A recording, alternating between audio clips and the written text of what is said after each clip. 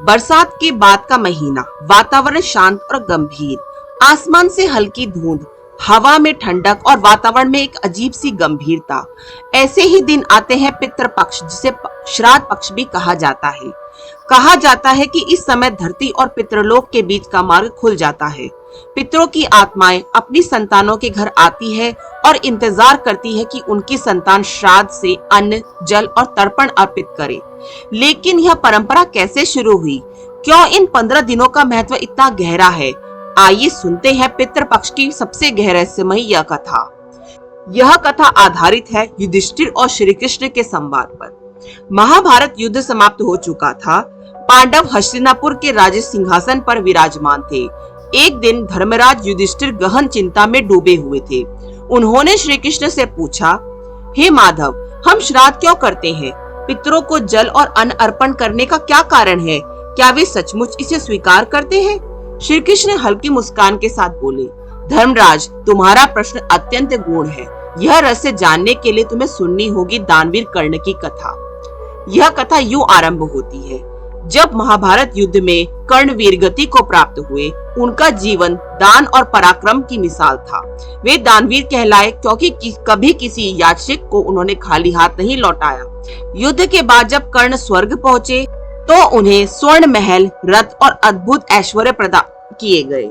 लेकिन जब भोजन का समय आया तो उनकी थाली में केवल पत्थर और लोहे के टुकड़े दिए गए।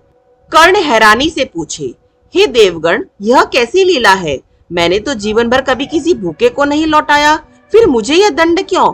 देवताओं ने उत्तर दिया, कर्ण, यह सत्य है कि तुमने जीवन भर असीम दान दिए, परंतु कभी अपने पितरों के नाम से अंजल का दान नहीं किया। तुम्हारे पितर भूखे प्यासे रहे, इसलिए आज तुम्हें भोजन के स्थान पर केवल कष्ट मिल रहा है। कर्ण की आंखें आंसुओं से भर आई। उन्होंने हाथ जोड़कर प्रार्थना की, हे देवताओं, यदि मैंने अनेकों को अन्न दिया तो मैं अपने पितरों को क्यों भूला? मुझे एक अवसर दीजिए, मैं अपने पितरों का ऋण चुकाना चाहता हूँ। तब देवताओं के राजा इंद्र प्रकट हुए। इंद्र ने कहा, कर्ण, तुम्हारी भावना सच्ची है, इसीलिए हम तुम्हें 15 दिन के लिए पृथ्वी पर लौटने की अनुमति देते हैं। जाओ, अपने पितरों का श्राद्ध करो। इन 15 दिनों में कर्ण ने पूरी विधि विधान से अपने पितरों का श्राद्ध, तर्पण और अंजल का दान किया। उनके पितृ तृप्त हुए और आशीर्वाद दिया। जब कर्ण पुनः स्वर्ग लौटे तो उन्हें स्वर्णिम भोजन प्राप्त हुआ।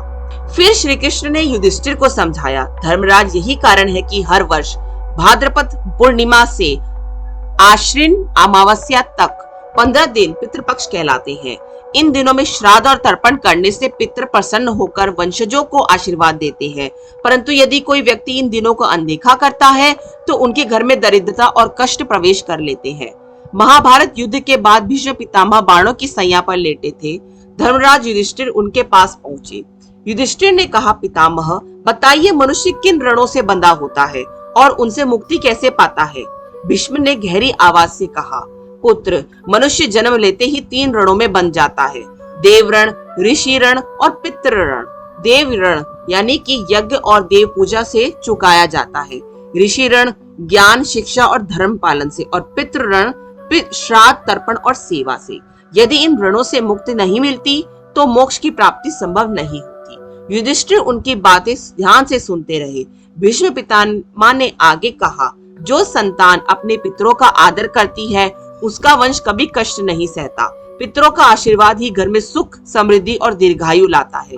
गरुड़ पुराण में यह प्रसंग आता है कि एक बार जब यमराज ने नरक में ले जाए जा रहे एक पापी से पूछा, तुम्हें सबसे अधिक दुख किस बात का है? उस आत्मा ने रोते हुए उत्तर दिया, हे धर्मराज, मुझे अपने पापों की सजा स्वीकार है, परंतु सबसे बड़ा दुख यह है कि मेरी संतान ने कभी मेरा श्राद्ध नहीं किया। मैं भूखा प्यासा यमलोक में भटक रहा हूँ। यदि उन्होंने श्राद्ध और तर्पण किया होता तो मुझे यह यात्रा सहनी ना पड़ती। यह सुनकर यमराज बोले, देखो, यही कारण है कि मनुष्य को अपने पितरों का श्राद्ध करना चाहिए, अन्यथा उनकी आत्मा असंतुष्ट होकर दुखी रहती है। शास्त्रों में भी कहा गया है, श्राद्ध करने से पितर प्रसन्न होकर संतान को धन, विद्या, संतान सुख और आयु का आशीर्वाद देते हैं, परंतु श्राद्ध न करने से वंश में रोग, दरिद्रता और कलह कलेश प्रवेश कर जाते हैं। भगवान श्री कृष्ण ने युधिष्ठिर से कहा, युधिष्ठिर, जो अपने पितरों का आदर करता है उसका वंश कभी नष्ट नहीं होता। पितरों का आशीर्वाद ही जीवन की सबसे बड़ी संपत्ति है। तो अगली बार जब पितृपक्ष आए, याद रखना ये केवल कर्मकांड नहीं बल्कि आभार और कृतज्ञता है पर्व की। पितरों की आत्मा तब मुस्कुराती है जब उनकी संतान प्रेम और श्रद्धा से एक लोटा जल और अन्न अर्पित करती है।